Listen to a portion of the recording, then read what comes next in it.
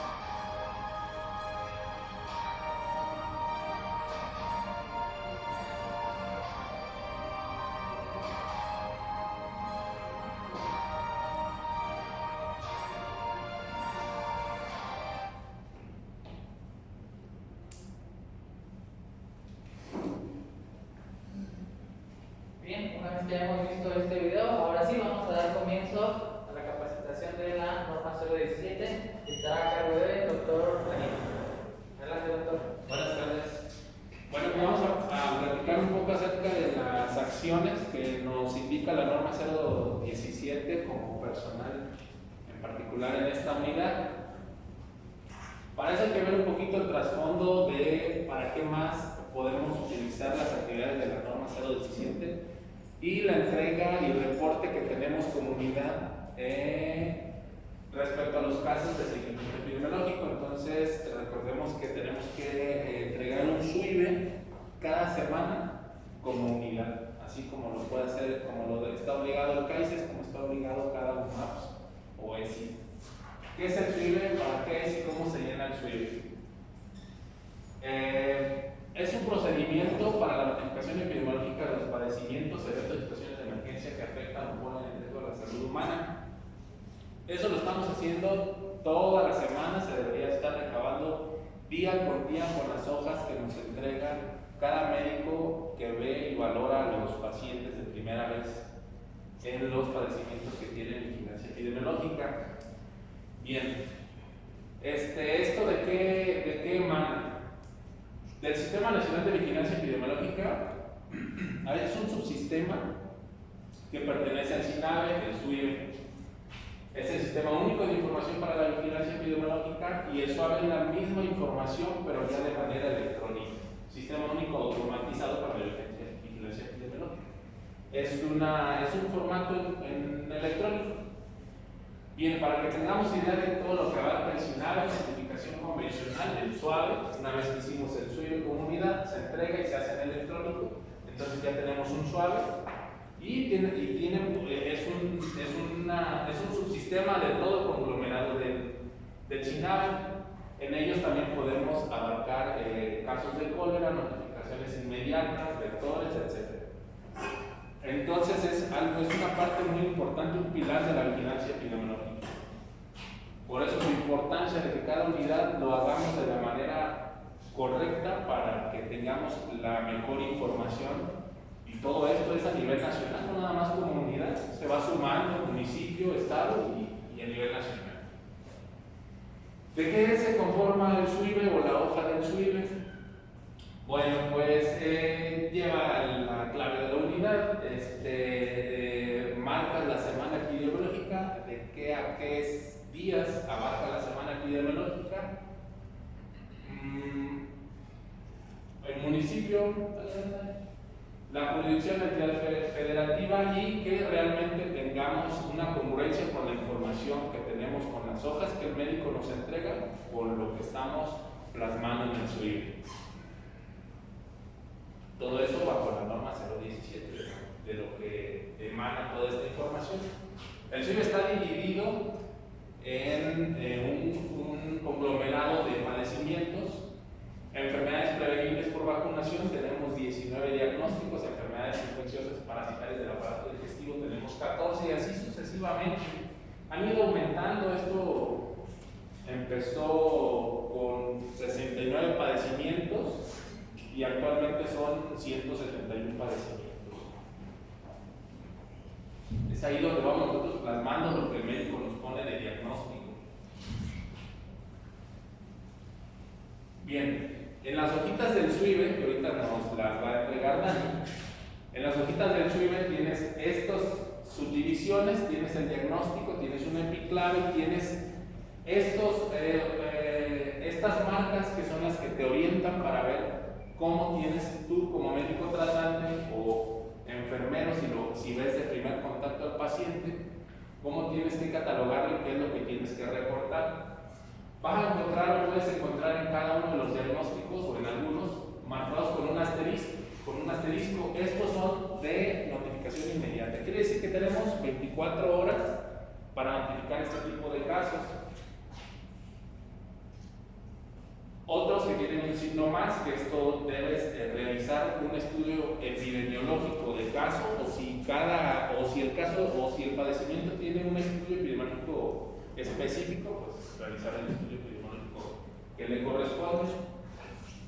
Y cuando están marcados con gato, quiere decir que debes notificar como brote y llenar formatos correspondientes. Por lo general, en estas acciones está un poquito más inmiscuido el municipio que nosotros, pero los dos primeros sí nos corresponden más frecuentemente a nosotros. Y esto lo tiene que realizar el médico tratante. En el primer contacto que diagnostica al paciente, tiene que informar a la unidad, a la UVE, a dirección o a su jefe inmediato de dicho caso. Esto es para que tengamos un poquito de idea nada más cómo se va informando, cómo se va pasando la información. Se captura en el caso de que sea un padecimiento de 24 horas.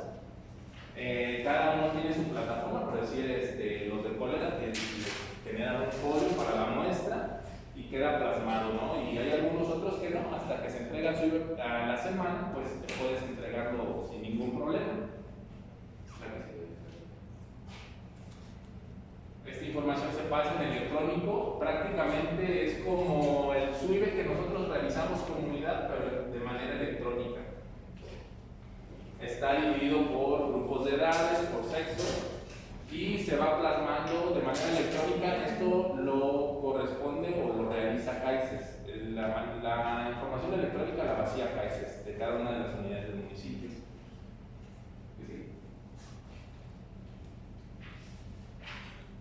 Posteriormente, en el caso de que sea un caso en particular de notificación inmediata, también tienen su plataforma específica para ello.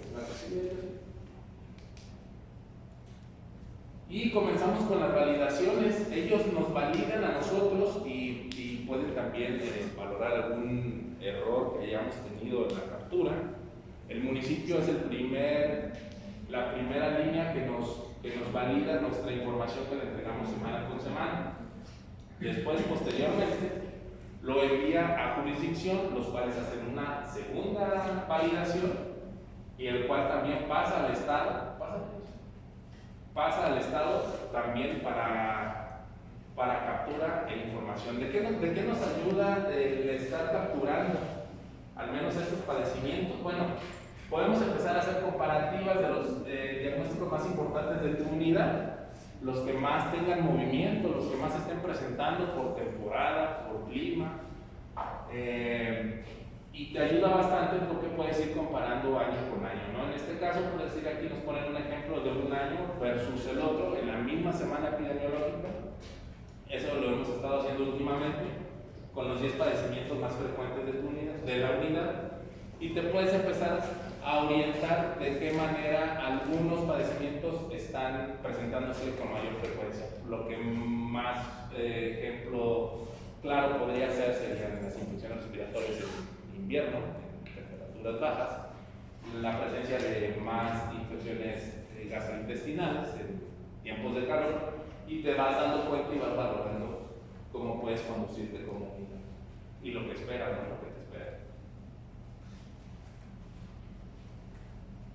Y en todo esto también se vacía a la plataforma de cubos, que eso más que nada ya tiene acceso Chuy. Cada uno de nosotros, según nuestra área, también tenemos cierta información dependiendo de nuestra productividad o de nuestras acciones.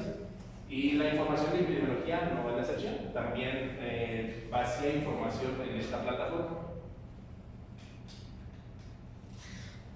Bien, por cuestiones de certificación, reacreditación, que ya lo logramos, y por cuestiones de mejora del hospital, se ha implementado para guiarnos un poco más acerca de la norma 017 este procedimiento para la notificación epidemiológica de padecimientos, eventos y situaciones de emergencia que afectan o ponen en riesgo a la salud humana.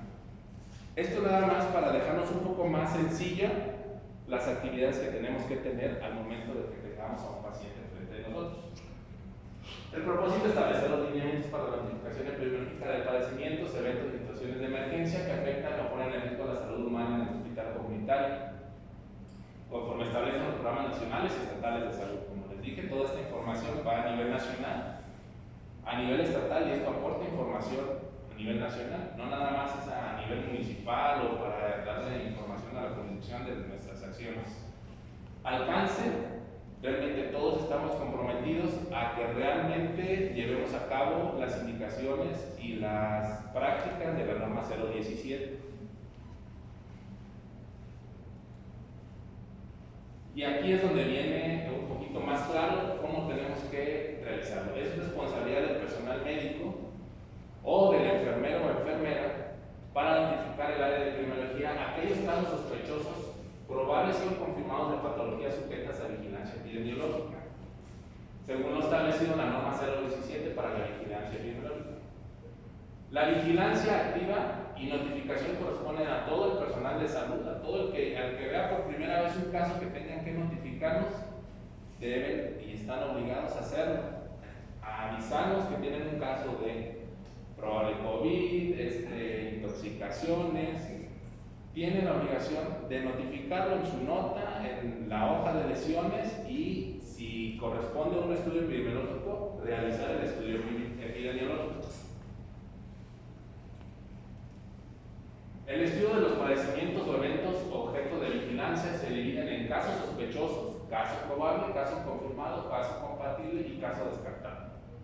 Son objetos de aplicación de subsistemas especiales de vigilancia epidemiológica, de eventos de notificación inmediata, los casos y defunciones de padecimientos de situaciones especiales que señalan a continuación.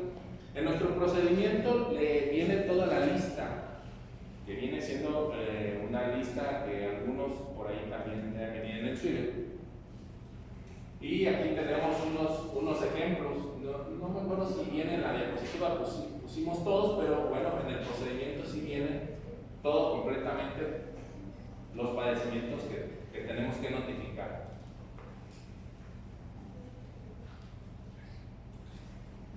Continúa la lista. Lo que, por decir aquí, nosotros hemos tenido o tenemos más contacto o más posibilidad que se nos presente algo, por decir, es VIH, sífilis congénita. En el momento que nos salga una paciente con prueba rápida de VIH, de notificación inmediata, tomar la muestra, enviarla para confirmación y seguimiento, que ya lo hemos hecho. Sífilis congénita, hace como un año y medio tuvimos un caso, no se atendió aquí por cuestiones del hospital se mandó, creo que a Orianato, ¿no? O abajo, no me acuerdo. Pero realmente estuvimos atentos del resultado positivo de la mamá. Pues esos padecimientos son de notificación inmediata. Hay que avisar rápidamente que tenemos una prueba positiva en una paciente embarazada y que pues probablemente tenemos que hacer vigilancia con el producto.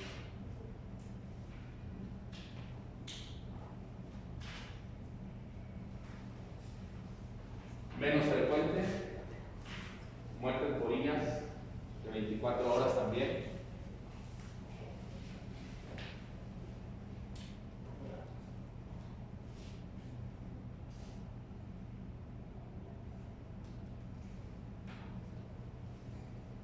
En el momento que tengas un caso, avisar a tu jefe inmediato, a la V, ya sea Daniela o a mí, para nosotros tener conocimiento del padecimiento y poderlo reportar, principalmente en los menores a 24 horas.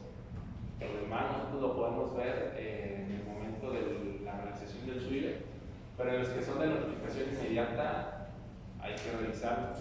Hasta ahorita hemos tenido buena comunicación y padecimientos intoxicados por organos fosforados o también los que son intoxicados por fósforos nos han notificado en el momento y se pasa la información a la jurisdicción como debe ser.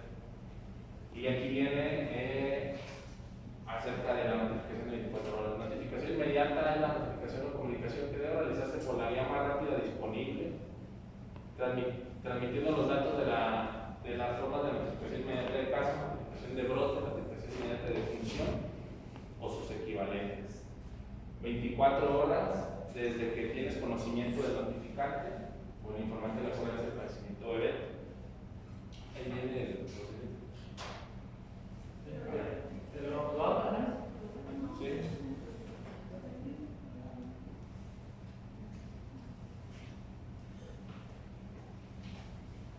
Por eso la importancia de que los médicos nos llenen bien los estudios epidemiológicos, porque luego por ahí a veces hasta en los IPAs, que bueno, no son notificación inmediata, pero a veces hasta los IPAs están un poquito mal requisitados, les falta información, a veces ni siquiera es el formato correcto.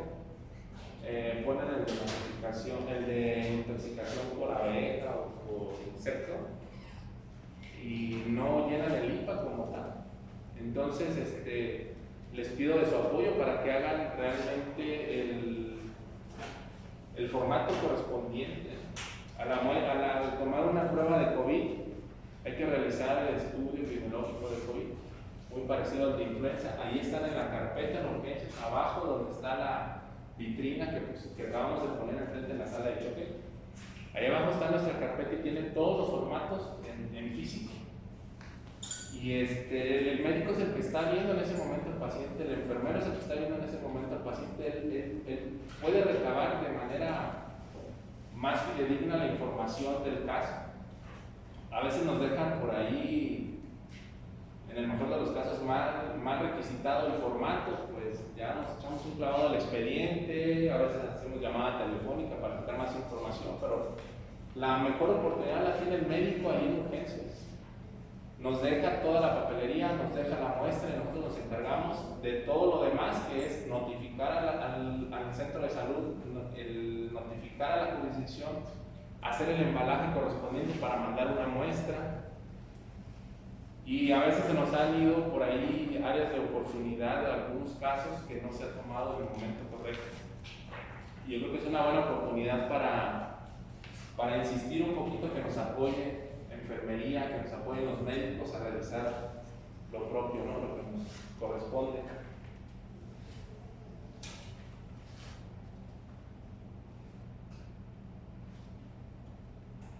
¿Me permites intervenir? Sí, claro. Nada más para fortalecer un poco de lo que dijo Daniel. Déjame identificar quién está aquí. Alguien que no quiere volver a ver. No. Todos son parte de la plantilla, tú, como que no te veo ubicado. Pasante, no, te excluyo. ¿Dónde estás? Allá está Adriana. Ya no sé.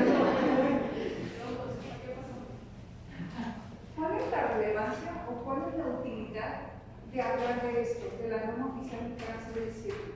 Porque hay mucha gente que si bien no tiene como una importancia directa para dar la atención a un paciente, ¿tú cómo considerarías o por qué consideras que tiene relevancia que se aborde este tema? ¿Por qué le estarán dando ellos si siempre han trabajado, a la vez ya se han escuchado hablar, pero por qué tendríamos que estar realizando nuevamente?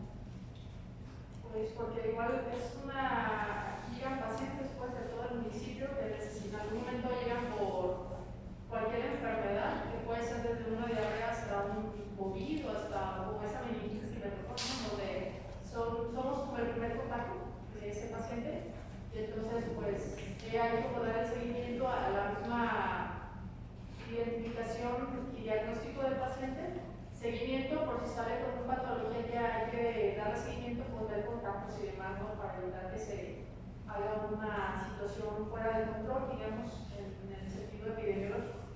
Entonces ese sería el por qué se tendría que hacer la vigilancia. Tengo que identificar oportunamente, diagnosticar y enfermedades, ¿no? Que puedan reflejar o puedan contribuir a un brote, yo qué sé.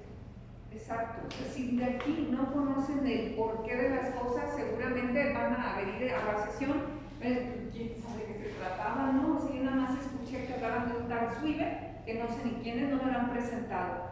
Fíjense que esa es una plataforma federal. El informe semanal de casos nuevos se utiliza como una radiografía para conocer qué es lo que está pasando a nivel nacional con respecto a las enfermedades.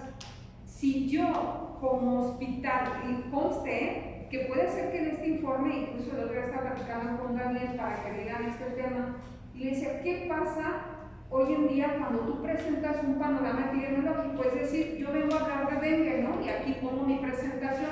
Digo, bueno, en Guanajuato se presenta más o menos un caso anualmente sobre dengue, ¿no? Y habrá algún médico aquí en la sala que me diga, no, no es cierto, yo tengo otros datos, tan solo en mi consultorio me llega todos los días un paciente, ¿no? ¿Qué pasó ahí o qué se falló? ¿Por qué la información no está aquí en los datos que está presentando Daniel? Si son datos que estamos tomando de una plataforma que es nacional y que dice la norma que además es obligatorio. ¿Por qué si es obligatorio no lo reportan? Entonces, por eso yo digo que ese documento, ese informe es solamente una radiografía de lo que realmente está ocurriendo en el país.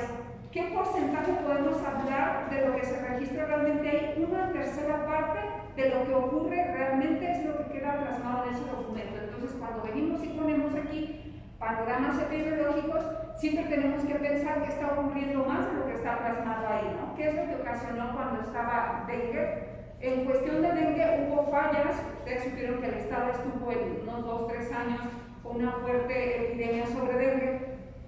Cuando empezaban los primeros casos, resultó que ocurrió en una unidad de diagnóstico, por decir en Celaya, una unidad de diagnóstico de rayos X, ojo, por eso luego andamos viendo que hay plantitas que no tenga agua ahí acumulada porque el mosquito y todo, ¿no? ¿Qué pasa? Que si bien no somos zona endémica de dengue, sí somos una zona donde viven mosquitos, se adaptó ya a esta altura, sobre el nivel del mar a vivir. Entonces, si nosotros pensamos que esa enfermedad no existe, ni siquiera la tenemos en mente, pues obviamente yo voy a tener a mi paciente enfrente, puede tener dolor de cabeza, fiebre, mialgias y todo lo demás, pero yo no voy a sospechar que es dengue porque yo no tengo conocimiento de qué se vigila a nivel nacional, ¿no? Si estamos hablando de que se vigilan hoy en día más de ¿cuántos? 170, ¿qué dijiste? 171 diagnósticos. Yo como médico, yo como enfermera, yo como personal de salud tengo que conocer qué puede estar ocurriendo. En determinado momento que se presenta el paciente en el hospital, tengo la obligación yo de hacer una notificación, y él hablaba de 3 aspectos: un caso probable, un caso confirmado, ¿qué otra cosa? Un caso sospechoso. Si yo no lo notifico de esa manera, aunque después digan, no, no es, qué bueno que no sea, pero si yo me detengo ahí y digo, ay, no, es que me va a tocar llenar el estudio epidemiológico porque pienso que es no, mejor ni le reporto, ¿no? Estamos dejando de hacer algo para participar en controlar tal o cual enfermedad, ¿no? Es una enfermedad que no va a quedar registrada aquí, a nivel nacional no se va a estar como con la mirada, los ojos ahí sobre qué es lo que está ocurriendo en CAE, y cuando corremos, a lo mejor somos partícipes de un brote que no pudimos contener porque llegó el paciente aquí, no llegó al CAICES, pero llegó al hospital y a nadie se le ocurrió reportar. De hecho, el fin de semana hubo una paciente que decía que tenía plaquetopenia, tenía hemorragias y nos traía varias cositas, ¿no? Y empezamos con el médico de la guardia a discutir, oye, pero ¿tienes presente de viaje? No. ¿Qué otra patología tiene? No. Así como descartando por qué sí, por qué no podría ser. Y ese diálogo o esa sospecha pues nos apoya todavía a tratar de establecer un diagnóstico, pero si alguien lo ve y ni siquiera lo comenta para que esa información fluya, sobre todo que se dé a conocer a través de epidemiología y nada más lo archivamos, le decimos no pasó nada, pues ¿qué creen? Que se nos pueden empezar a ir casos, y eso es lo que ocurrió hace algunos años, donde todo el mundo veía pacientes con un rash medio raro, que lo ponían en el diagnóstico como escarlatina. Al IMSS se le pasó, lo reportó todos como escarlatina y eran pacientes de dengue. Cuando acordamos, pues teníamos un gran brote en la ciudad, ¿no? Entonces, sí tenemos que estar despertando el interés de ustedes para que conozcan acerca de las patologías que se vigilan, el por qué se vigilan y qué se debe de hacer, ¿no? Y el doctor ya hizo énfasis. La norma oficial mexicana del 017 dice que es responsabilidad del médico tratante o de la enfermera de realizar el aviso, la notificación y además llenar el estudio epidemiológico para que se detone todas las acciones de control. Lo que aquí se notifica, se avisa a CAICES y CAICES en compete tendría que hacer actividades de control, ¿sabe? Entonces esa es la relevancia de poner atención qué tipo de diagnósticos podemos tener en este hospital, por qué lo tenemos que notificar y por qué tenemos que hacer un papel, ¿no? Porque el papel, esa notificación, me da las características del paciente, en quién pasó, en qué momento y en qué lugar, ¿no? Entonces se llama la red epidemiológica tiempo, lugar y persona. Por eso es importante que se tenga un documento para empezar a seguir los casos. Se presentó uno, después el segundo, el tercero y estamos hablando de que se tienen que hacer actividades de contención. Si yo me quedo dormida y me llega un paciente con una enfermedad febril exantema que resulta que era una persona que viajó o que alguien llegó de Estados Unidos y traía sarampión, y si yo no actúo, pues cuando acuérdense que la sarampión tiene un RODE hasta 18, quiere decir que una persona enferma, si tengo susceptibles, me va a enfermar a otros 18 más. Entonces sí tenemos que actuar oportunamente y no minimizar y archivar las patologías o cambiarles la sospecha con tal de no trabajar. Tengan mucho cuidado con eso, ¿no? Nada más quería como profundizarlo así. Y antes de que el doctor les muestre el procedimiento, que es lo que ya les dijo, pero resumido, las hojas que les mandé a algunos es el SWIME, es el que comentaba el doctor. Ahí viene con asterisco, con un signo de más y viene con el signo de gato, que son la notificación inmediata y así. Este SWIME nosotros lo recabamos de las hojas de lesiones que nos pasan, ya la recabamos de archivo, entonces normalmente nos las pasan de urgencias. En el SWIME, por ejemplo, viene la tercera hoja, herida por arma de fuego. Últimamente, pues eso, aquí la seguridad, y muy seguido llegan pacientes así. Desde aquí es donde se notifican, es lo que dice la doctora, es una pequeña radiografía de cuántos, por ejemplo, cada semana, cuántos por herida de fuego, cuántos por mordedura de araña, no sé, las hipas. Entonces, todo eso que nosotros nos pasan, lo concentramos en el SWIME, que es de manera electrónica. Se notifica a CAICES a jurisdicción y esta información pues es parte de la nacional. Se supone que lo debería de hacer cada médico tratante y pasarnos a nosotros la copia, pero para utilizar más rápido todo lo que es el concentrado, nosotros lo hacemos. Por eso se les pide que notifiquen en las hojas que sea legible, que sea en tiempo, para nosotros poder pasar la información y no estar así como que, porque luego vamos a decirles, es que no completaron la IPA, por ejemplo, de la intoxicación de la CAR, complétenla, es que le faltó esto, complétenla, y realmente eso lo debe de hacer el médico o la enfermera tratante y dejarlo bien, entregarlo a nosotros y nosotros ya poder capturarlo. Entonces, nada más era eso. Respecto a eso que dijo Dani del SWIME, de cómo llenarlo de manera correcta, por eso les pedimos que nos apoyen con la hoja de lesiones y con la nota bien requisitada. Su hoja diaria también nos aporta bastante información. Es cierto, en otras unidades, los que han trabajado en CAICES saben que cada médico debe hacer su SWIME y nosotros deberíamos sumarlos y entregarlos como unidad. Aquí no lo hacemos así. Nosotros buscamos las hojas diarias y de ahí sacamos la información y de ahí generamos nuestro SUIBE.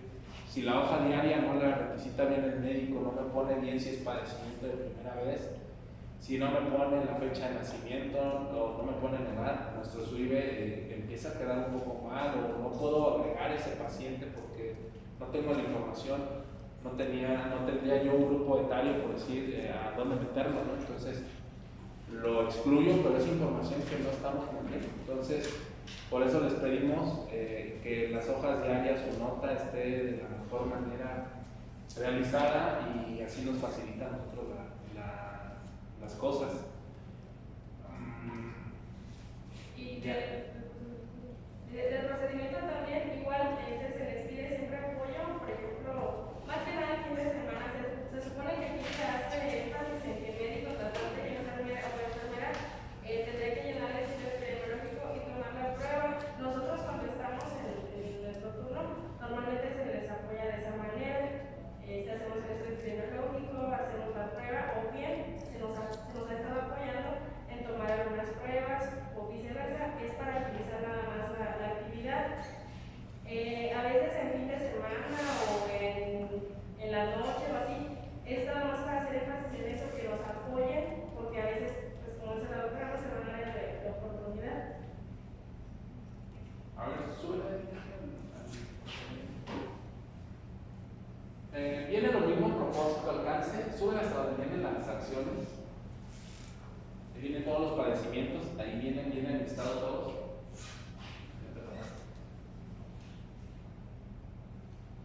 Ups.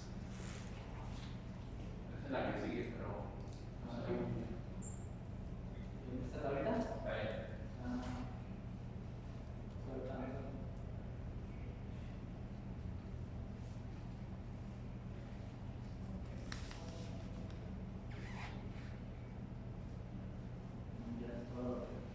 Está bien, nada más, son unas.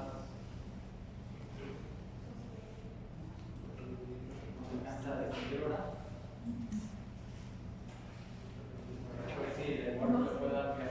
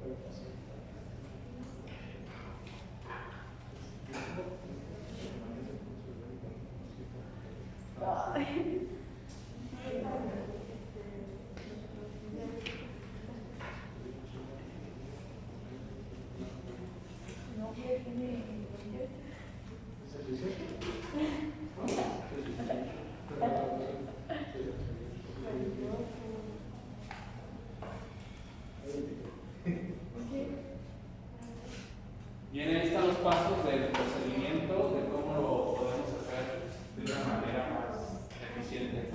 Ahí se alcanza. Recibir pacientes de criterios epidemiológicos consistentes para notificar de manera inmediata cuando se tenga conocimiento de algún caso sospechoso o comprobado a la UV y queda registrado en notas médicas o en la enfermería.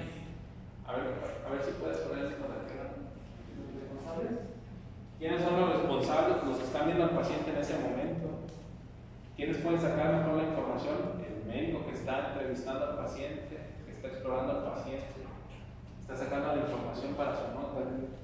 Médico y enfermería en el momento que son tratantes. Nota médica, hoja de enfermería, hoja de lesiones. Realizar toma de muestra. Realmente el laboratorio estatal es bastante estricto, no saben cuánto, porque cualquier detalle que no hacemos bien para una muestra, nos lo echan para atrás. El embalaje, la temperatura, la definición operacional, si nos equivocamos al momento de llenar el estudio epidemiológico, va para atrás la muestra. Así se desperdicia el insumo, no cumple y nos la regresa. ¿Cómo podemos hacer que estas acciones sean mejores? Pues en el momento el médico está viendo al paciente y puede sacar la mejor información. Yo llego 2, 3 días después y se atraviesa un fin de semana, la situación ya no va a cuadrar y se nos va una muestra, se nos va un área de oportunidad, un diagnóstico. Entonces el paso 2 es realizar toma de muestras, sangre, nasofaringe, orina, materia fecal, de lo que sea, y llenado del estudio epidemiológico que sea legible del padecimiento que se necesite. Médico y enfermera tratante. ¿Cómo? Por medio del estudio epidemiológico. Ahora sí, ¿dónde están amarillos? Ahí van. Ahora sí, una vez que el médico obtuvo una buena muestra y está en el resguardo correspondiente y de la manera correspondiente, a la V se encarga de que llegue al CAICES, que llegue a la URI, que llegue al laboratorio estatal. Y todo eso tiene su proceso: capturas, SWIBE, plataformas, validaciones por jurisdicción en ocasiones. Si todas las de COVID nos tienen que validar jurisdicción antes de mandarla al laboratorio estatal. No podemos mandarla directamente al laboratorio estatal, nos la tiene que validar la jurisdicción. Entonces trasladamos la muestra bajo condiciones de calidad que se les pone en el laboratorio estatal según corresponda para su posterior envío. Médico o enfermera tratante la dejan en resguardo y la V la puede enviar. La V llega, la recoge y la envía en el momento correspondiente. Envía muestra al laboratorio que corresponda junto con el formato de estudio epidemiológico. Nos compete completamente a nosotros nos encargamos de eso. Realizar seguimiento de resultados de la muestra según corresponda en plataformas, jurisdicciones o CAICES. Nos corresponde a nosotros buscar la información, sobre todo del resultado, ya sea por medio de plataformas o que nos lo manden por medio de CAICES. Por decir, nosotros tenemos una plataforma, ya muchos la conocen, o al menos les he hablado de ella para los casos de COVID. Nosotros imprimimos el resultado y listo. Pero hay otros resultados, como por decir los de tuberculosis, esos no nos llegan a nosotros, nos llegan por medio de CAICES. El Estado se lo manda a la jurisdicción al CAICES y CAICES nos lo manda a nosotros. Son más lentos, pero no todos son la misma vía. Notificar al médico tratante el resultado de la muestra para seguimiento, ¿no? Bueno, aquí cambia un poquito. En el caso de que tengamos un paciente aquí, pues vamos, les informamos si es COVID o no es COVID, dejamos el estudio epidemiológico con el resultado del expediente. O en el caso de que el paciente ya no está aquí, se habla a CAICES y se les dice: oye, me salió un resultado positivo para tal situación, ya no lo tengo aquí, pertenece a tal módulo, tiene tal dirección, ahí te va el teléfono y CAICES da el seguimiento. Archivar resultados físicos del estudio en el expediente del paciente y carpeta de epidemiología. Nosotros tenemos un resguardo de todos los resultados de COVID, de todos los cultivos. En el caso de los cultivos, Luisito, esa es otra vía, llegan por medio del laboratorio, Luis los recoge, Luis se los hace llegar al médico tratante, por lo general cirujano, y Luis nos manda una copia a nosotros y nosotros tenemos un resguardo de él. Y empezamos a hacer estadística, empezamos a graficar la presencia de alguna bacteria y que predomine, que entonces podemos hacer alguna acción pertinente. Como les comentó Daniela, bueno, en la mañana nosotros estamos y la mayoría de las veces nosotros tomamos la muestra, pero en el momento en el que nosotros estemos haciendo alguna otra acción, les pedimos por favor que nos apoyen y tomen la muestra. En ocasiones nos echan una llamada telefónica, nada más está uno de los dos, o estamos haciendo otra actividad.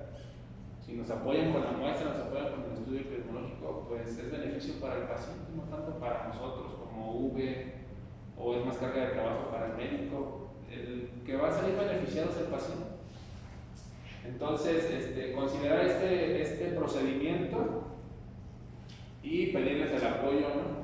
Siempre comunicación, al menos yo en lo personal, así me hablen en fin de semana, la hora que sea, les genero un SWIBE, les genero un CISBER en el caso de los pacientes de COVID y se los envío. A veces el paciente no se lo reciben si no comprueban ustedes que tienen muestra de PCR, se genera y ya lo mandan a Guanajuato para que le reciban al paciente en algún hospital. Entonces, la verdad es que sea la hora que sea, nos pueden mandar un mensajito, siempre estoy al pendiente. ¿Alguna duda?